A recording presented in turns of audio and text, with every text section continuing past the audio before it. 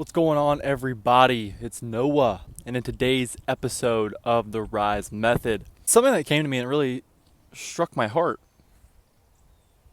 was this simple way, the simplest way really to reprogram your subconscious mind, because that is the essence of this work. This is what this channel is all about at the end of the day. When it comes to the Rise Method, it's a method of subconscious reprogramming. And why you want to do that, why you want to reprogram your subconscious mind, is because the subconscious mind is the storehouse of all that you believe to be true. Now think about that for a second. Because when we're just going through our day, we don't necessarily we don't have a recollection or an awareness necessarily. We're not always mulling over what we believe to be true, right? We just kind of operate automatically. And so what's stored in your subconscious mind, the beliefs that are stored in your subconscious mind, that determines what you believe to be natural, okay, about yourself, who you naturally are in the world. So if you can, let's say, reprogram your subconscious mind to feeling as though you cannot help but be successful, you cannot help but be attractive, you cannot help but be prosperous, you cannot help but be healthy, and to be energetic and full of energy and full of play and joy, whatever that is for you. You'd want to change that, right? You'd want to make that change from where you are to get to that goal for yourself. And so how do we do that? Well, the simplest way to do this, and I lay this out in 4 steps: recognition, imagination, surrender, embodiment. That's the RISE method, the acronym. But to make it even simpler into one step, one thing you can do that you can take with you and you can implement right now as you're watching this going forward. The thing that you can do to effectively reprogram your subconscious mind, the thing that will transform the way that you actually show up in the world and perceive reality and what you attract to you. Okay, so it's not just how you're acting in the world, but it's also what you're drawing to yourself as well, because that's another thing about the subconscious mind, is that through your personal subconscious, you access the collective subconscious, or what you could term the superconscious mind.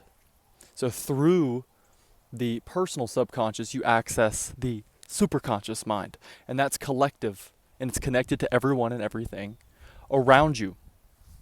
So when you alter what you believe in the subconscious mind, you're altering the frequency, let's say, the energetic signature you're sending out into the universe. And so not only are you showing up differently, but life itself is showing up differently, because when you show up differently, life shows up differently, because your external world is a reflection of your internal state. Now that isn't to say at some points there won't be times when the external seems to contradict the internal, and things might seem to be novel or to show up and to be unexpected. That's kind of in a way, that's kind of a joy of life, let's say, the mystery of life. But we can use that external condition, right, to help either teach us how to shift exactly, how to show us how we're currently showing up and what beliefs need to be released and what beliefs need to be adopted. Or, and this is what I want to talk about today, this is the action step, if you will. It is to confirm to yourself, to notice in the external appearances that confirm that transformation you're seeking, that confirm you are already that person. And the reference I go to for this is Psycho-Cybernetics, the book Psycho-Cybernetics. I highly recommend reading that. It's by Maxwell Maltz. He's not the only one to talk about this. Joseph Murphy in The Power of Your Subconscious Mind discusses this as well. But what I like and what is so useful about this, and what Maxwell Maltz kind of describes with this notion of confirmation, is that it shapes what he terms your automatic mechanism, which is your subconscious mind. Because again, it's the subconscious mind is the storehouse of all that you feel to be natural. It's how you automatically behave. It determines how you naturally want to show up. So by using confirmation and confirming, no matter how big or how small that change might be, confirming to yourself the appearance of that change, even And it doesn't even necessarily have to be something external. Confirming to yourself the appearance of self-talk that's indicative of that change. Okay, it creates momentum and it starts to get the ball rolling in your favor.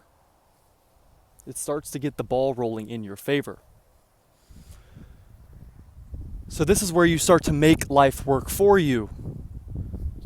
Life begins to happen for you when you confirm to yourself the shift that you see. A simple phrase that someone mentions to you about how you seem to be more lively today. Right? There's something about you. Okay? Maybe you had something in your coffee that's giving off this vibe. Someone tells you that. And you can notice that. Notice that and confirm that as evidence of your shift. You have an interaction with a business partner, and they allay to you how they like your new proposition. They like the strategy you developed or you've brought forward. Or you can see a slight increment in your numbers for a particular week after employing a strategy. And you can use that as confirmation, okay, that you have the knowledge, you have the clarity, you have the vision to bring about that financial prosperity, that business prosperity.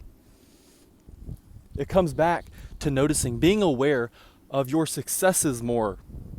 Because as part of our primal programming, we've talked about this before, as part of your primal programming, we get caught up in wanting to see the negatives.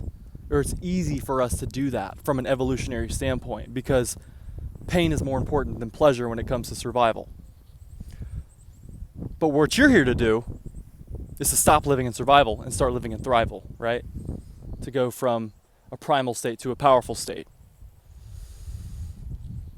And so the means by which you can do that is by confirming and noticing evidence of the shift that's taking place.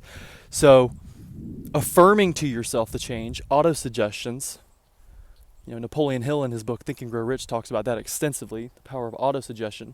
Using autosuggestions to get clear and to situate yourself into the state that you desire now. And then from there, using confirmations. Because when you confirm, you conform. Or rather, the outer conforms. So what I mean by that is when you have confirmations, you make confirmations. The outer then conforms to that confirmation. So it's confirming evidence of your success. And to do that, you have to know what you want in the first place, right? That seems like a given. But it's important and needs worth stating. You need to have the vision, have clarity of what it is you want. That way you can then notice and confirm to yourself when that shift takes place. So confirm to yourself, notice evidence of the transformation you seek, because that is the means by which you start to create the momentum and you actually make that change at a subconscious level, and you naturally become more of a magnet to that which you desire, whether it relates to money, whether it relates to a partner, whether it relates to being healthier and feeling more energetic, whether it relates to being peaceful, whether it relates to having more clarity in your life, whether it relates to feeling more connected to a higher power, to having a greater sense of spirituality, if that's your goal, if that's what you desire. You have to get clear on what it is you desire, clarify that vision, and then from there, from that place, start to notice your successes and be adamant about it. Adamant, no matter how big, no matter how small. Life is happening for you. So notice how life is happening for you. Notice how that change you desire is taking place now. So that's all I have for you today. Thank you so much for tuning in.